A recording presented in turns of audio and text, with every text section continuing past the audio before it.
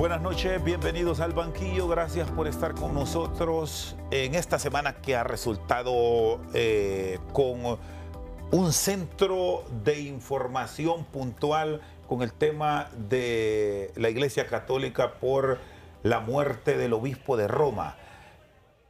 Y más allá de todo lo que ha implicado, vamos también a las realidades, pero quiero vincular con nuestros invitados de hoy este tema porque son dos distinguidos académicos del área de la economía y las finanzas de la Universidad Hondureña. El licenciado Juan Humansor y el licenciado Sergio Cepeda. Y quiero hacer esa relación porque, bueno, ustedes son jóvenes. Gracias. Y en una relación de las finanzas y la economía hondureña de provecho, hace un par de décadas atrás, tuvo que ver justamente un purpurado, el hondureño Oscar Andrés Rodríguez, que fue el que lideró la iniciativa hippie de los países pobres altamente endeudados y que logró ante los organismos de crédito internacional un beneficio histórico para Honduras al inicio del presente siglo. Quizás la última gran oportunidad de los organismos internacionales que de pronto la clase política nuestra no la aprovechó, porque quedamos en un nivel de endeudamiento que era 3.000 millones de dólares, una cantidad manejable frente a los cuantos de hoy. Sergio, buenas noches, bienvenidos. ¿Cuánto debemos hoy? Buenas noches, Chendo. Al día de hoy, de acuerdo a las últimas cifras de CEFIN al 30 de diciembre, estamos hablando de un endeudamiento alrededor de los 17.300 millones de dólares. Es casi 5 veces más de lo que habíamos llegado en ese punto. Estamos hablando, para que tengan una idea, 17.000 millones y son dólares, es divisa estadounidense. Porque así estamos midiendo ahora los términos de endeudamiento frente a 3.000 que fue la deuda, es decir, crecimos en 14.000 millones. Si lo damos eso en la empira nos va a asustar y así lo dejaremos mejor. Es solo una ilustración de cómo se dan los vínculos en esta globalización. La Iglesia Católica impulsando procesos de un beneficio social para la humanidad, porque al final de eso se trata el mundo, de encontrar desarrollo, que algunos países sí lo han logrado, pero nosotros estamos en un proceso de cambio, en un año político. ¿Cómo estamos? Quiero arrancar con el tema de empleo, porque vamos a tener unas proyecciones que han preparado ustedes como hombres de economía. Juan, de paso, bienvenido. Muchas gracias, buenas noches. Sí, interesante cómo comenzó el programa. La verdad, lo que nosotros necesitamos en Honduras es que podamos sacar ventaja de todas estas situaciones. Por ejemplo, tuvimos una reducción de la pobreza, de la deuda, perdón, en aquel tiempo, y no sacamos ventaja. O sea, tuvimos unos años con unas finanzas públicas muy buenas y no se tradujo en bienestar. No se tradujo como en una reducción de la pobreza, un desarrollo económico. Entonces, ¿qué es lo que pasa? Lo que necesitamos nosotros hacer es, cuando ocurre este tipo de situaciones, es sentarse a todos, academia, sector público, sector privado, y decir, ¿qué podemos hacer con esto? ¿Cómo podemos traducir esta coyuntura, en este caso internacional? ¿Ya? ¿Cómo podemos hacer para poder traducirle en un desarrollo económico?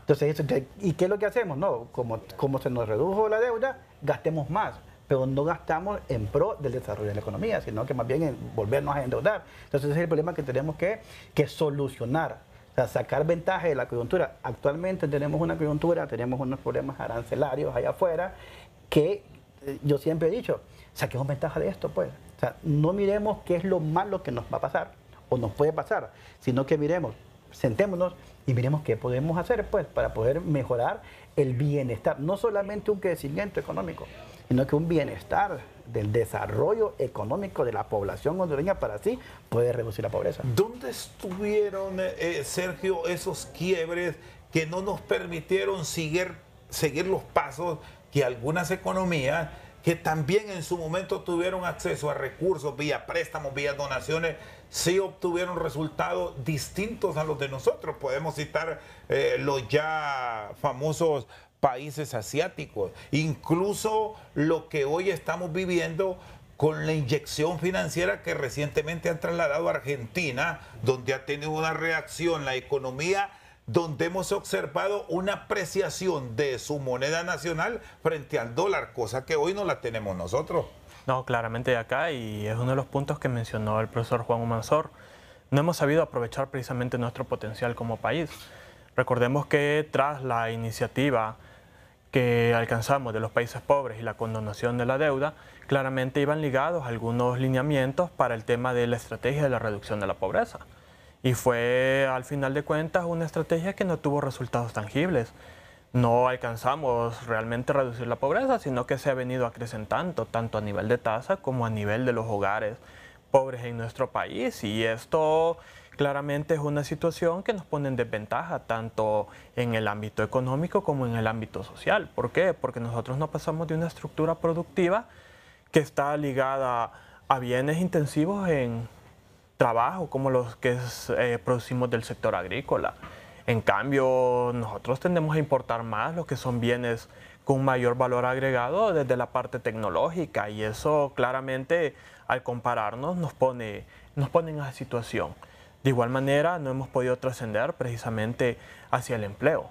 Tenemos políticas, estrategias que han sido totalmente fallidas, y otras como la Política Nacional de Empleo, que nunca se ha prestado atención a ella, y es una política que la tenemos desde 2017. Y hemos escuchado en los gobiernos recientes, tanto este gobierno actual como el anterior, esta política, claramente que no. Y esto nos lleva a pensar, ¿realmente estamos haciendo las cosas bien? ¿Realmente hay campo para poder explotar lo que nosotros tenemos como país? Aquí repito palabras del jefe del Departamento de Economía, Henry Rodríguez. Nosotros no somos un país pobre, somos un país rico, porque tenemos ambiente, medio ambiente, tenemos diversidad cultural, recursos, pero somos un país empobrecido porque no lo hemos sabido utilizar. ¿Y cómo debe ser la reacción del sector social y de los mismos miembros de la institucionalidad vista las circunstancias de nuestra economía hoy día? El licenciado Humansor ha sido un planteamiento que no lo debemos aislar en este diálogo de economía y finanzas. Los mensajes que está mandando el gran mercado de la tierra, Estados Unidos, que si bien estas noticias relacionadas con el Vaticano nos han apartado un poco de ese foco noticioso, pero eso ahí está. Pronto se va a reactivar, y es un llamado a las economías globales de Estados Unidos. ¿Cómo deberá plantearse Honduras ante ello para obtener ventajas, si es que las podemos obtener? Porque es el gran cuestionamiento que tenemos nosotros, y que con lo poquito que sabemos de economía se los trasladamos a ustedes, que son los especialistas. ¿Qué planes debe desarrollar Honduras para sacar, insisto, ese provecho que dicen algunos sectores del país es el gran momento del país? Por favor, Juan. Por ejemplo, en café, o sea, a todos los, o sea, si solamente a Honduras nos hubieran aumentado el arancel, ahí sería algo catastrófico para el país. Pero más bien nosotros como país somos de los que menos le aumentaron, 10% nada más. Pero por ejemplo, Vietnam es intensivo en café. Entonces el café de Vietnam va a entrar mucho más caro a Estados Unidos. Entonces, en un efecto sustitución, muy probable que el consumidor de café en Estados Unidos va a decir, el café de Vietnam me está entrando muy caro, yo puedo entonces comprar café de Honduras. Entonces, ¿qué es lo que tenemos que hacer ahí? Pues entonces invertir en nuestro país, en incentivar sector agropecuario, en este caso café, para que producir más y poder satisfacer esa demanda. Porque si no encuentra el consumidor de café en Estados Unidos o más café barato hondureño, va a consumir otro café de otro país. Entonces nosotros ahí no estaríamos sacando ventaja de la situación. Además, si nos salimos tenemos una oportunidad de como que poner la nariz al otro lado. Podemos nosotros ahora entonces producir para exportar productos en Europa. Podemos sacar productos a Asia. Ya, o sea, aprovechando toda esta coyuntura que los países están diciendo, bueno, pues ya no puedo entrar a Estados Unidos, ya no puedo comprar a Estados Unidos, ¿a dónde más puedo comprar? Aquí está Honduras. Y tenemos nosotros ahora estos productos. Hemos hablado de diversificar nuestros productos de exportación. No solo café, no solo banano, no solo aceite de palma, que ya tenemos unos compradores establecidos, pues, sino que diversificar otros productos que son potenciales en Honduras, que podríamos nosotros sacarlo o bien a Estados Unidos o bien a países asiáticos, a países europeos. Entonces, yo siempre he dicho, saquemos ventaja de esto, pero ojo, eso tiene que venir de adentro. Ya, o sea, en como país buscar alternativas para mejorar sector agropecuario y diversificar los productos que exportamos. Y ahí, como que decimos, matamos dos pájaros de un tiro. ¿Por qué? Porque el sector agropecuario es el que mayor genera trabajo. Entonces, si decimos, bueno, pues vamos a aprovechar esto, vamos a mandar otros productos a más café a Estados Unidos o otros productos a otros países de Asia, de Europa, ¿y eso qué hace? Vamos a ocupar más empleo, vamos a emplear más personas, y entonces, ¿qué va a generar? Va a generar un aumento en el ingreso de las personas, un aumento del consumo, un efecto multiplicador, y va a haber un crecimiento económico y además un desarrollo económico. Entonces, si nos sentamos bien, repito, esto no solamente es de gobierno, es en gobierno, empresa privada, academia, sentarse, ver números. Nosotros desde la universidad tenemos números tenemos la radiografía. Esto es lo que tenemos en Honduras.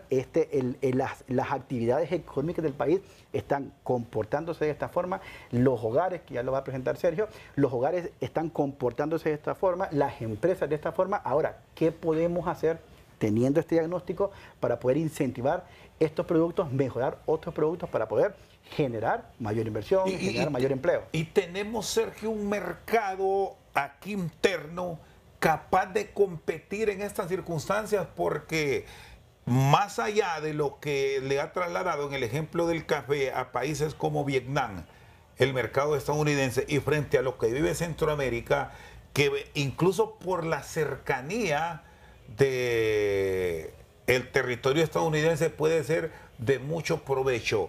¿Es esta área suficientemente capaz para abastecer, no digamos a toda la Unión, pero por lo menos los estados del este de los Estados Unidos, con productos que vayan a competir, desde luego? Aquí hay un punto importante que hay que resaltar y lo mencionó Juan. Hay que verlo a nivel de país, porque al final de cuentas poder observar este mercado interno que usted mencionaba no es la tarea de un solo sector, no es la tarea solo del sector privado, es decir, vamos a producir tanto, sino que debe existir precisamente esas condiciones en que se favorezca esa producción y claramente podamos cubrir un mercado mucho más amplio. ¿Y cómo llegamos a eso? Claramente a través de una articulación eficiente entre el gobierno, la empresa privada, la misma sociedad civil y la academia, generando y produciendo esos datos que realmente permiten poder diagnosticar a nuestro país. Porque es a través precisamente de las diversas investigaciones que se realizan desde las universidades, caso nuestro, Universidad Nacional Autónoma de Honduras, en donde surge precisamente toda esa evidencia que permite poder entender que el país puede aprovechar ciertos recursos, aprovechar la mano de obra, poder aprovechar los avances tecnológicos, el tema de la innovación, etc. No nos va a salir de la nada, sino que todo debe depender precisamente de un compendio de investigación. Y cada una de las investigaciones que se realizan, ya sea del Instituto de Investigaciones Económicas y Sociales, los demás institutos, son insumos para generar realmente recomendaciones de política pública que permitan poder orientar estos esfuerzos y claramente poder ver más allá de lo que nosotros estamos viendo en este momento, sino que anticiparnos a futuro y ver más allá de nuestras propias barreras que tenemos como país. Ahora, estos trabajos de la academia los están considerando los sectores, hablando del Estado, el mismo sector privado, para tener bases con una medición puntual, que debemos reconocerlo en ciertas entidades públicas y privadas que sí se esfuerzan por aproximarnos a realidades, porque este ha sido lastimosamente un país sin estadística. Muchas veces tenemos proyecciones, pero terminan siendo cálculos, no son números exactos que, bueno, ustedes como instituto, como Facultad de Ciencias Económicas, han logrado ir orientando y proyectando. Son unos números que ya los vamos a ver, pero les han considerado, se toman en cuenta estas investigaciones, o seguimos con aquellos celos que porque no lo hicimos nosotros, lo de ustedes no lo consideramos. Sergio. Bueno, en los últimos años hemos tenido una buena aceptación por diversos sectores de la población. Varios de nuestros estudios precisamente han sido utilizados por diferentes actores, como el caso empresarial con nuestro diagnóstico de sistemas de mercado, que ha sido una de las investigaciones insignes que nosotros hemos venido realizando durante los últimos 6 años con el fin de poder diagnosticar cuál es la situación empresarial en nuestro país, conocer precisamente esas dinámicas y saber hacia dónde se orientan esos sectores de mayor productividad. Lo mismo pasa con el caso de la encuesta económica familiar, que son datos que permiten poder hacer comparativas entre los hogares en cuanto a su situación del empleo, en cuanto a su situación de ingresos, en cuanto a su situación de gastos, entre otros, y así hemos tenido un conjunto. Nosotros desde el Instituto de Investigaciones Económicas y Sociales hemos tenido la tarea desde 2020 de poder realizar un boletín oficial de la universidad, que es una postura que tiene la UNA en términos económicos. Y ha sido tal el grado de aceptación de que nuestros lectores son diversos. No solamente es la parte académica, sino que es la parte empresarial, el mismo sector público está pendiente de nuestras posturas, entre otros. Entonces, ¿esto qué nos dice? Nos dice de que hay un interés. Claramente que no podemos descartar el hecho de que muchos no lo ven de una manera agradable, porque hay cosas que nosotros recomendamos y que a muchos no les gusta, pero es la realidad la que nosotros lo vemos y no es una perspectiva de decir, es la perspectiva de Sergio Cepeda. ¿Qué es lo más complejo que han tenido que plantear en términos de economía y finanzas que genere escaramuzas, que no es bien recibido, Sergio? Bueno, en este caso, como bien hemos comentado, hemos tenido diversas investigaciones. Claramente que la aceptación va a depender de unos u otros, porque hay ciertos temas que tienden a ser un poco más sensibles en relación a los diferentes sectores, pero al final de cuentas no hemos tenido precisamente esa adversión en cuanto a los datos, en cuanto a lo que nosotros queremos resaltar o aquello que realmente indique hacia dónde queremos visualizar ello. Muy bien. Sergio Cepeda y Juan Humansor, economistas hondureños, están con nosotros al banquillo. Hacemos una pausa y ya regresamos.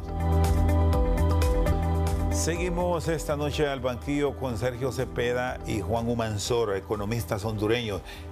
Bueno, vamos a conocer detalles de los últimos procesos de investigación del Instituto de Investigaciones Económicas y Sociales de la máxima casa de estudio.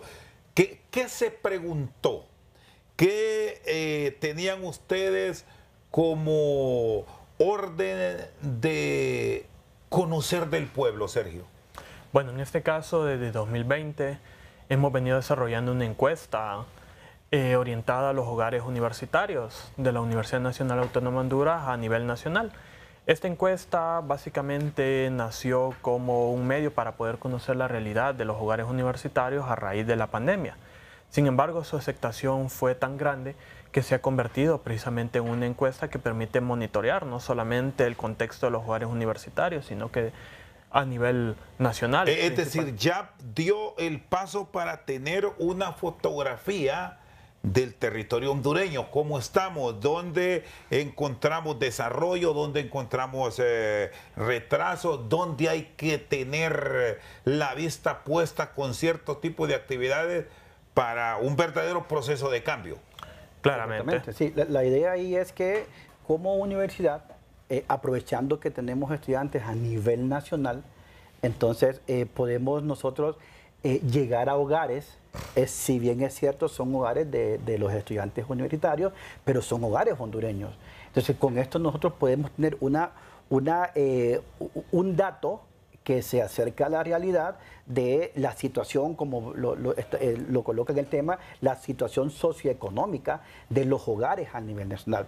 Ojo, hay que tener en cuenta que es una metodología diferente a la que utiliza la institución oficial, que es el INE. ¿Qué es lo más complejo, lo que más nos inquieta a los hondureños y que hay que entrar a una discusión profunda del tema? Básicamente, y lo que más genera como que bastante ruido son las cifras de desempleo. Porque, ya lo va a mencionar Sergio, cómo hemos venido evolucionando en temas de desempleo. Hay una variable que nosotros no la medimos, ¿ya? Porque no tenemos la estructura como la tiene el INE, que es la subocupación. Recordemos que en Honduras el principal problema en el mercado laboral no es desempleo como tal, sino que es la subocupación. O sea, estamos hablando de que el INE dice en junio 2024 que hay un 5.5% de desempleo. Estamos hablando que alrededor del 94.5% de todo el mercado laboral, la fuerza laboral, está ocupada. Sin embargo, casi la mitad de esa fuerza laboral tiene problemas de empleo. Entonces, ¿qué es lo que pasa aquí? Que cuando las personas están en subocupación, en problemas de empleo, no son productivas. O sea, si a una persona no se le paga lo necesario, vamos a decir, para poder llevar alimento a su hogar, esta persona no va a hacer más, o como decimos, una milla más de lo que me están pidiendo. Va a ser o lo que me piden o menos, porque no está bien. O sea, tiene problemas de empleo. Entonces, esto viene... No se debe considerar como una persona ocupada, entonces, el que está bajo ese concepto. Es una persona ocupada, pero con problemas de empleo. El término técnico es la subocupación, que estamos hablando de casi la mitad de los ocupados están en subocupación. Entonces, lo que siempre digo yo es que esto lo que me afecta es en la productividad. O sea, entonces los ocupados no están siendo productivos. Entonces, ¿qué significa eso? No me genera un crecimiento económico al final, o el crecimiento que debería generar. ¿Dónde están, Sergio? ¿Dónde los ubicamos? Porque aquí siempre se genera esa consulta. ¿Es en el área rural? ¿Es en el área urbana? ¿Cómo están los números? Bueno, aquí en primer lugar, y mencionando lo que decía Juan, el verdadero problema es la subocupación. Eso no hay que desconocerlo. El desempleo solamente es una situación, ya puede ser coyuntural o puede ser cíclica como lo que pasó en 2020. Sin embargo, la subocupación sí se ha mantenido de una u otra manera creciente.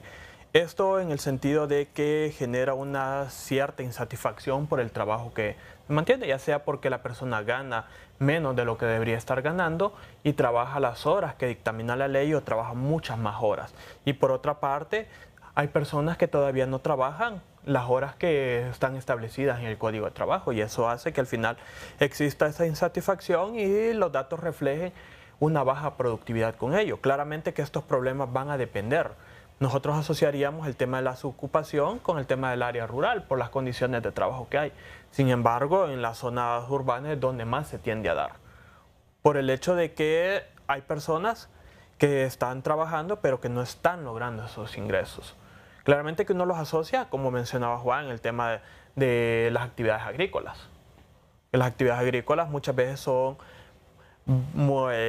bajamente remuneradas y que se tiende a trabajar más de una jornada, pero realmente el problema es un problema más urbano. ¿Y qué tanto? Vamos a ir detallando puntos específicos. El tema de la actividad en el campo, porque esa es la gran apuesta en muchos países en estos tiempos de dificultad del fortalecimiento del aparato productivo. Y es uno de los hechos que hemos descuidado como hondureños.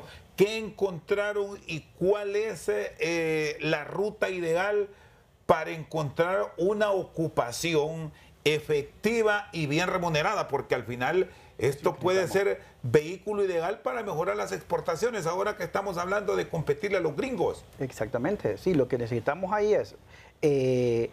la subocupación que entra es en dos vías, ¿verdad? Lo menciona Sergio. Puede ser una persona que trabaja la jornada completa o hasta más y no gana un salario mínimo, que es el que más se da en nuestro país, pero también hay otro que también viene generando ruido, que es la persona que no trabaja una jornada completa, trabaja 3 días a la semana o trabaja solamente 4 horas al día, pero muestra deseo de querer trabajar más.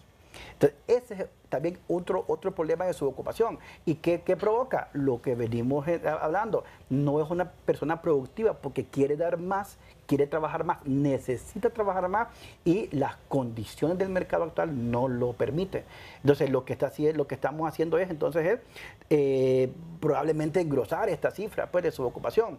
Yo siempre lo he dicho, no solamente necesitamos bajar el desempleo, no, sino que sí, bajar el desempleo y el empleo que le estemos generando a estos nuevos miembros del mercado laboral sea un empleo que le genere los ingresos suficientes para que pueda satisfacer las necesidades de su hogar. Y así entonces este va a ser un empleo productivo, un empleo que va a generar más ingresos, va a generar más consumo, y eso se va a traducir en un mejoramiento en la economía del país. ¿Tenemos esos datos de sus ocupaciones, Sergio, para el campo?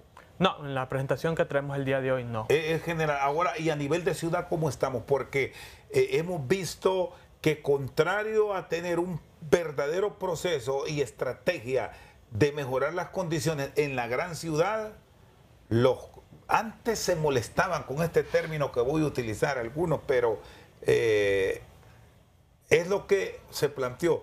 Vemos que cordones de miseria todavía siguen existiendo, que no podemos tener zonas en una ciudad desarrollada donde el agua, que puede marcar una pauta, el agua, no llega no digamos en una semana, en 15 días, por decir algo. O un mes. O un mes. ¿Cómo está el área urbana frente a la rural? Bueno, en este caso, si lo vemos en temas de pobreza, estamos casi igualitarios. Casi igualitarios, porque recordemos que también aunado al tema de la pobreza urbana existe la migración interna. Muchas personas en busca de oportunidades migran hacia las ciudades buscando un empleo. Pero ¿qué pasa? Estas personas demandan ingresos, demandan necesidades, temas de educación, temas de salud, y eso al final de cuentas engrosa la población. Y como bien mencionaba Juan, ¿qué queda? Emplearse en un trabajo de baja productividad, por la manera de poder por lo menos obtener ingresos para satisfacer las necesidades, y eso al final de cuentas es uno de los elementos que más pesa dentro de nuestra realidad y que claramente las estadísticas oficiales los muestran en los distintos años. ¿Me decía Juan? No, es que aquí, muy bien, aquí hay otro elemento que quiero que me lo valore, porque nos han insistido que después de las dificultades que nos generó la pandemia, poco a poco se iban a venir incorporando procesos de reinserción de cierto tipo de actividades, pero lo seguimos esperando en algunas áreas. ¿Qué tanto cuál es el área que hoy podemos decir sí logró una verdadera recuperación y que incluso podríamos proyectar que ya superamos los niveles del 2019? Probablemente el comercio podría ser, que se reactivó mucho porque como nos quedamos muchos, se quedaron muchos sin trabajo en la pandemia, la gente comenzó a emprender, o sea, a ejercer actividades de comercio. Entonces, lo que pasa con esto es que es un arma de doble filo, porque que ya lo va a mencionar por ahí Sergio, estos cuentapropistas, le llamamos, que antes eran ocupados, pero perdieron el trabajo y decidieron emprender, y por lo general son actividades comerciales. El problema es que estas actividades comerciales por lo general van a la informalidad. Y eso también es como un círculo vicioso. Entonces, genero una empresa nueva, un emprendedurismo nuevo, sin embargo, no lo estoy reglamentando, o sea, no lo estoy formalizando. Y esto viene a generar mayor problema en la parte de un desempleo informal. Entonces, probablemente el comercio sí se estableció muy bien, algunas actividades agrícolas también como que lograron buscar la forma de poder, de ser un poco más resilientes en comparación con otras actividades y poder salir adelante. Sin embargo, todavía han pasado, ¿qué? Salimos 2021, 2022, o sea, han pasado solo 2, 3 años, todavía la estructura de la economía le falta todavía un poco para poder lograr números que teníamos incluso antes de pandemia. ¿Se puede lograr una reversión de cifras con iniciativas que permitan identificar en ciertos nichos la incorporación de actividades puntuales? Quiero que me proyecte esa imagen, Sergio, por favor, la del desempleo por región. Planteo esto porque recién venimos de Semana Santa, sí, y siempre nos genera esa gran incógnita de el empleo por hora o el empleo parcial, que se derogó por un asunto estrictamente político a nivel de la Cámara Legislativa, y esta terminaba siendo una opción que quizás con algunas modificaciones, pero no eliminándola, pudo contribuir a que los números que ustedes hoy nos presentan en una realidad que ya le hemos visto no estuvieran en esos términos. ¿Cómo valorar esto frente a lo que vemos en el Valle de Sula, en la zona centro-sur, que ahí está Tegucigalpa, y el resto del territorio nacional, Sergio? Bueno, en este caso, la gráfica que estamos viendo en este momento refleja las tasas de desempleo por región. Cabe mencionar que estas regiones nosotros las hemos elaborado en base a los principales campus universitarios que tiene el país y que permiten poder analizar el tema de las regiones. Y esto ha sido clave porque nosotros en las diversas investigaciones que hemos venido desarrollando en los últimos años, desde el Instituto de Investigaciones Económicas hemos venido analizando estas regiones, principalmente el comportamiento. En estos casos podemos ver que en la mayoría de estas regiones que hay en el país hubo un aumento bastante significativo del desempleo en relación al año anterior. Sin embargo, hay otras zonas, como la zona de la región oriente, en la cual esta más bien se tradujo en una disminución del tema del desempleo. Y esto nos lleva a repensar precisamente cuáles deben ser esas políticas de generación de empleo que deben tener las diferentes regiones. Y aquí responde en parte la pregunta que usted nos hacía. ¿Por qué? Porque cada una de estas regiones cuenta con diferentes potencialidades en temas de recursos naturales, en temas de capital humano, en temas de institucionalidad, en temas financieros, entre otros, y cada una de ellas es diferente en nuestro país. Por lo tanto, si nosotros queremos ver que se reduce precisamente las problemáticas de empleo que tenemos en el país, debemos considerar cada una de esas particularidades. Nosotros ya hemos hecho estudios anteriores, como los índices de competitividad regional, que son investigaciones a nivel regional que permiten entender cómo estamos como región. Cuáles son precisamente esas debilidades que tenemos y cuáles son esas fortalezas que van a permitir que nosotros podamos avanzar hacia un desarrollo pleno como país. Y de estas regiones que estamos proyectando, ¿cuál es la que tiene el mayor potencial para volverse competitiva a todo nivel? Porque aquí podemos involucrar, y ya que ustedes son academia, el término educativo que tantas veces nos han dicho. Para el norte explotemos la región Caribe, explotemos el turismo. Si vemos el occidente, hay mucha producción de café. La zona de Santa Bárbara y Copán podrían apostar a sistemas educativos relacionados con la producción del aromático, solo por citar casos.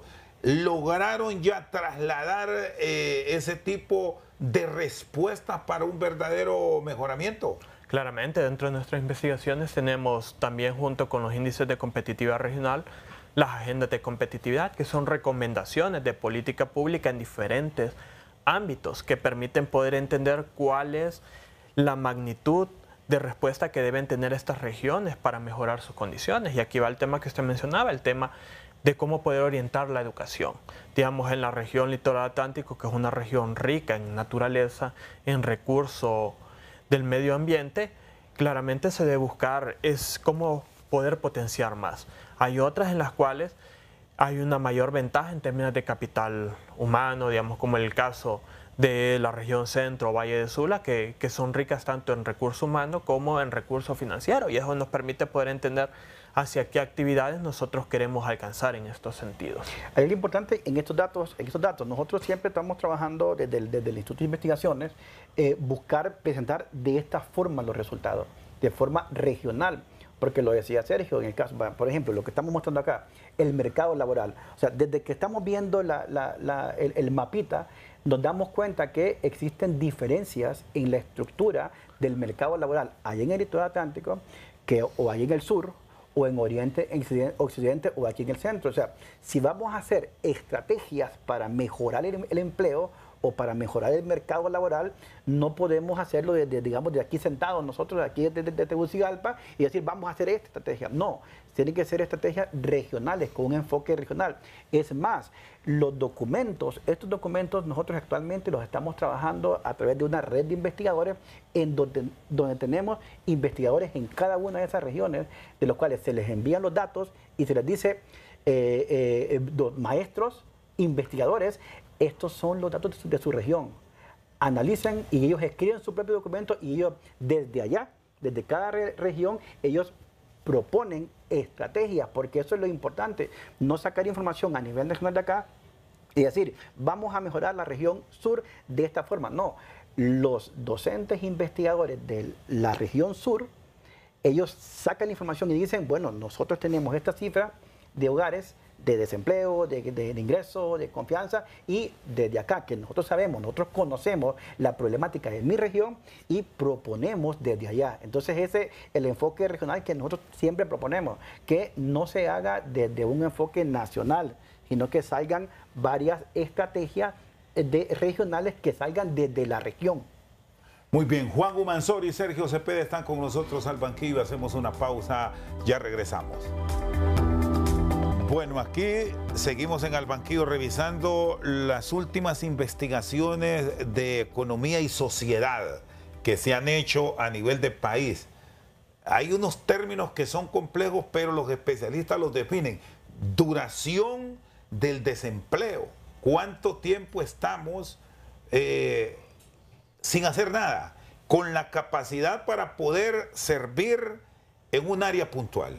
Un ingeniero agrónomo, hablando del campo, un ingeniero civil, un médico incluso, que ahora han estado en dificultades con el Estado. Médicos que pueden prestar un servicio, pero entran, no sé, Juan y Sergio, si hasta en decepción. Porque cuando les hablan de una oportunidad, y esto es más a nivel del Estado, nos vamos a quedar con lo público, que quieren contratarles, pero lo que les ofrecen son 10.000, 20.000 lempiras. Y el jefe de ellos no es nada, hay que decirlo así, pasa por lo político y quiere mandar a un capaz, a un capacitado. Sergio, ¿qué proyecta ese proceso de duración? Bueno, en ese caso la gráfica, en este caso el tema de la duración del empleo, como lo podemos ver en este momento, nos indica que al menos un 36.07% de las personas que están en desempleo tardan más de 6 meses en poder encontrar uno. Y esto es una situación de una u otra manera que denota las dificultades que existen en el mercado laboral, porque hablar más de un tercio de la población que pasa más de 6 meses desempleado realmente es preocupante, por el hecho de que son personas que necesitan ingresos para cubrir sus necesidades, personas en las cuales su bienestar de vida se ve mermado en el sentido de que no cuentan precisamente con un empleo que permita favorecer su población. Sin embargo, también nosotros podemos ver que no todo este panorama de una u otra manera es negativo, porque si observamos las personas de menos de 3 meses, estamos hablando de aproximadamente un 28.3% que pasa en un tiempo menor, pero esto va a depender de muchas condiciones que hay en el mercado laboral, el tipo de actividad productiva a la cual va a ingresar, el tema de las competencias, las cualificaciones, qué es lo que espera la persona, porque aquí también entra en juego el tema que hemos venido discutiendo de la subocupación. Si yo quiero conseguir un empleo de calidad, claramente que mi tiempo de espera en desempleo va a ser prolongado, pero si yo quiero ingresos rápidos, muchas veces la solución es o emprendo o me voy a un trabajo mal remunerado. Otros se van. Y otros se van, que son las situaciones que nos quedan. Entonces, de una u otra manera genera esa incertidumbre con respecto a cuánto tiempo voy a pasar, cuánto tiempo es lo que realmente yo voy a esperar para conseguir un empleo. Si fuéramos verdaderamente competitivos, ¿en cuánto tiempo se deberían dar respuestas a procesos de ocupación? Hablando de Estado y el rol que me gustaría conocerlo del sector privado, porque también es clave como una gran fuente generadora de empleo, Juan.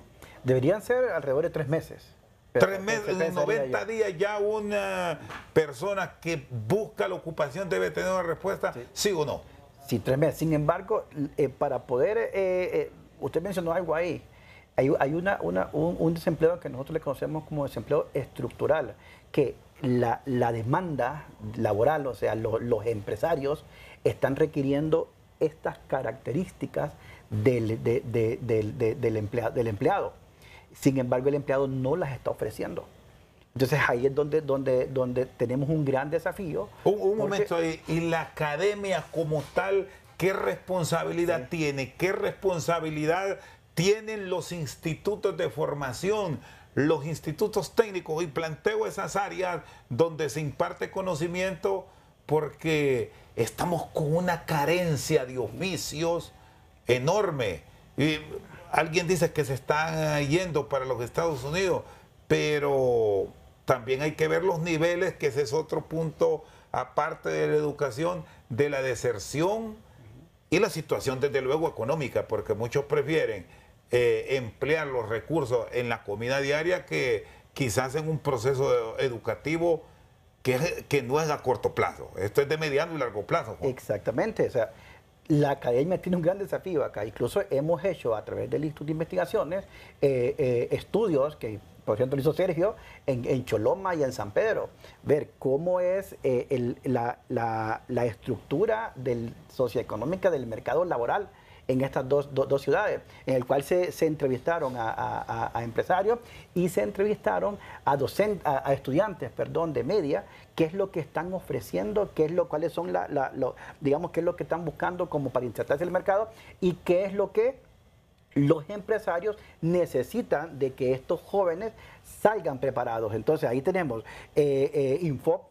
Tenemos nosotros como universidad comenzar también a trabajar en carreras que sean más cortas, carreras más técnicas, en el cual el estudiante entre 2 años ya se puede insertar en el mercado laboral, porque probablemente, o sea, ese estudio actualmente la universidad lo está haciendo.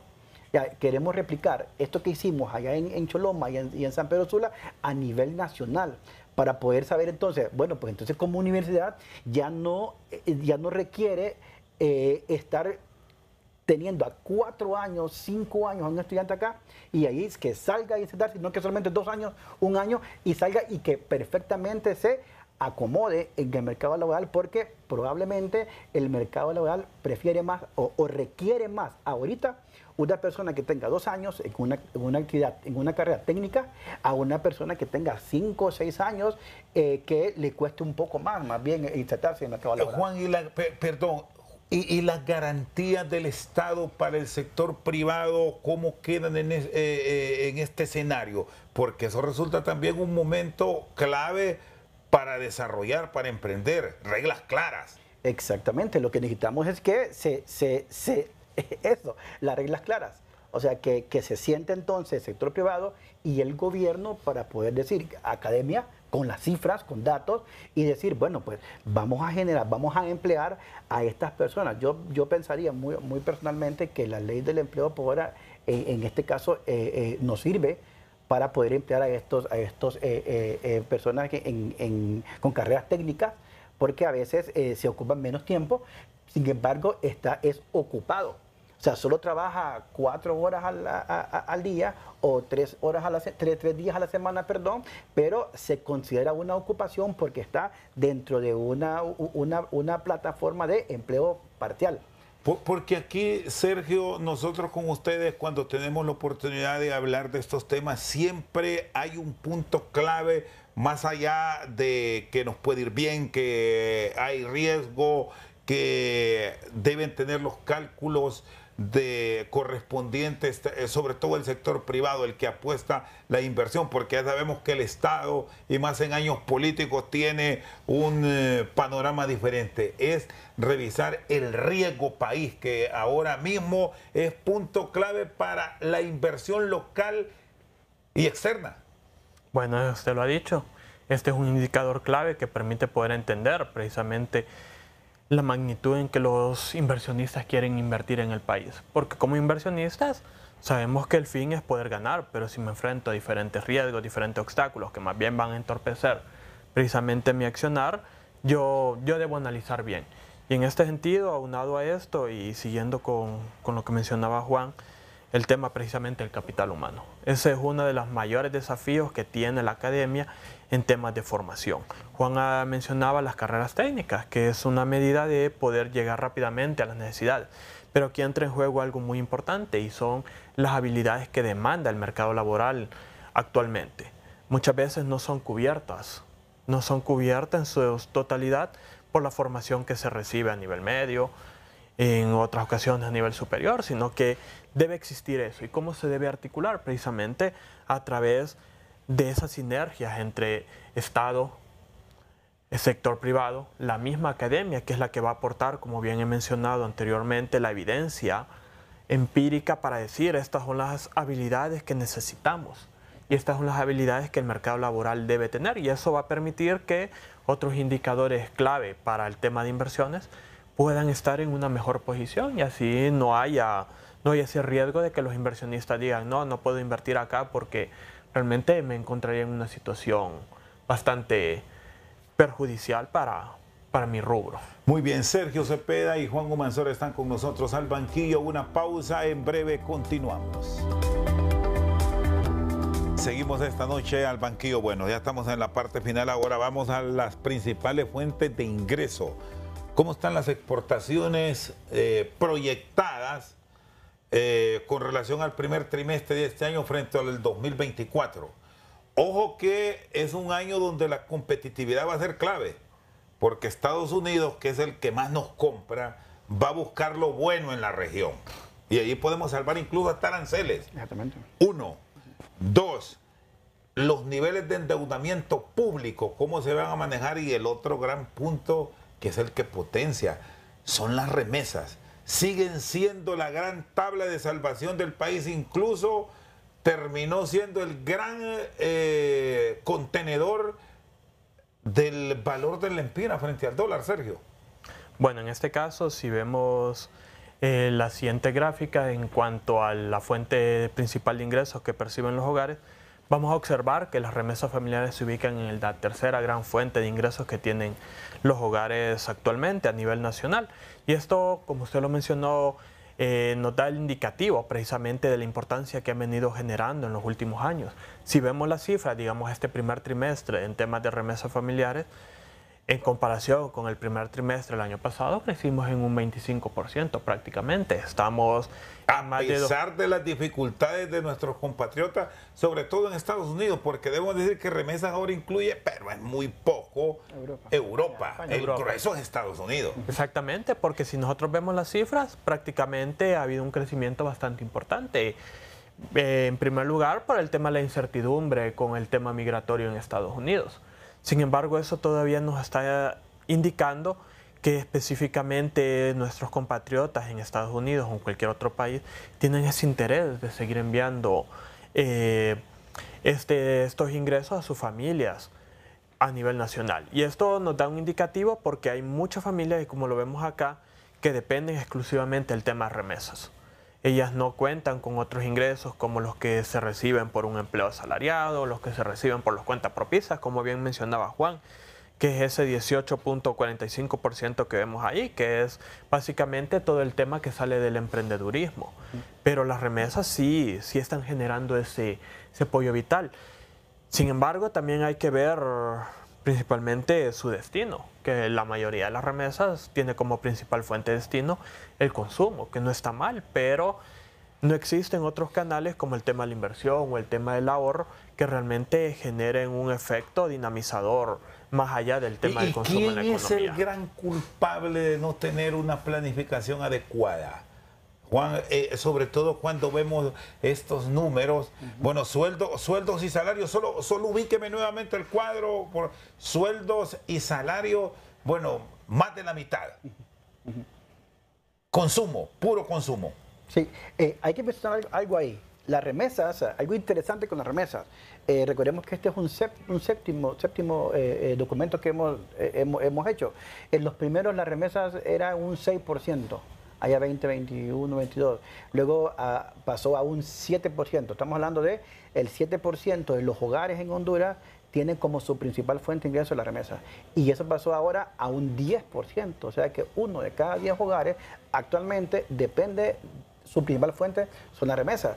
Algo bueno e interesante es en la parte del trabajo independiente, que ese también está creciendo.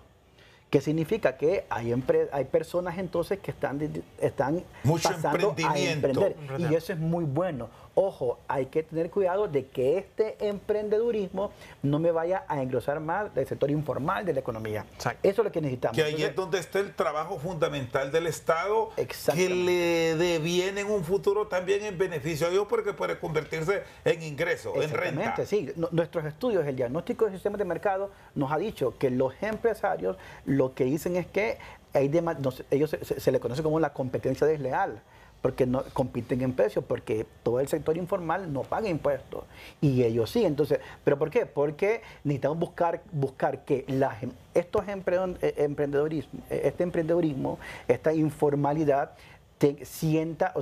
tenga como sienta deseo de formalizarse. O sea, que el gobierno genere las características o las necesidades para que el sector informal diga, pero me conviene formalizarme. Ya, porque de ahí entonces vamos a mejorar incluso el mercado laboral del país, porque en la medida crece la informalidad, crece entonces el desempleo informal. Y eso también genera problemas de subocupación. Muy bien, Juan. Vamos a cerrar con la confianza de los hogares. Ya tenemos la proyección de esta última gráfica porque aquí sí tenemos ya un panorama mucho más puntual. Bueno. Lo podemos subir un poquito más, me dice producción, un poco, Sergio. Ahí. Muy bien. Vamos por la confianza en instituciones. Bueno, ¿qué le sorprendió de esos números? Bueno, aquí ya esta es una tendencia que hemos venido observando en años anteriores, en donde las iglesias, el tema magisterial y precisamente las universidades en general son las que mayor confianza generan para la población. Sin embargo, aquí podemos ver algo también bastante curioso, que el tema de los partidos políticos, el tema de los poderes del Estado, los organismos electorales, son aquellos en los cuales mantienen una casi nula confianza por parte de los hogares. Y esto es esencial precisamente por el tema de la institucionalidad que hay y la credibilidad que nosotros tenemos en estas instituciones, la cual al haber casi nada de confianza o credibilidad, esto nos da también un panorama hacia dónde puede ir la economía en su conjunto. ¿Por qué? Porque nosotros pensamos de que al final, y máxime este año, que es un año electoral, no vamos a ver los resultados que nosotros esperaríamos como país, sino que vamos a ver debilitado precisamente ese aparato y de una u otra manera nos puede generar diversas dificultades. Lo más confiable en las entidades que la ciudadanía más confía es a nivel de universidades y las iglesias. Ahí están puntos claves. No le puede generar de pronto esto, decir, ustedes pusieron lo de las universidades porque lo hicieron. Esa es una realidad. Y ahí lo podemos ver reflejado. ¿Cómo están los partidos políticos? ¿Es de lo más bajo que hay o es el más bajo?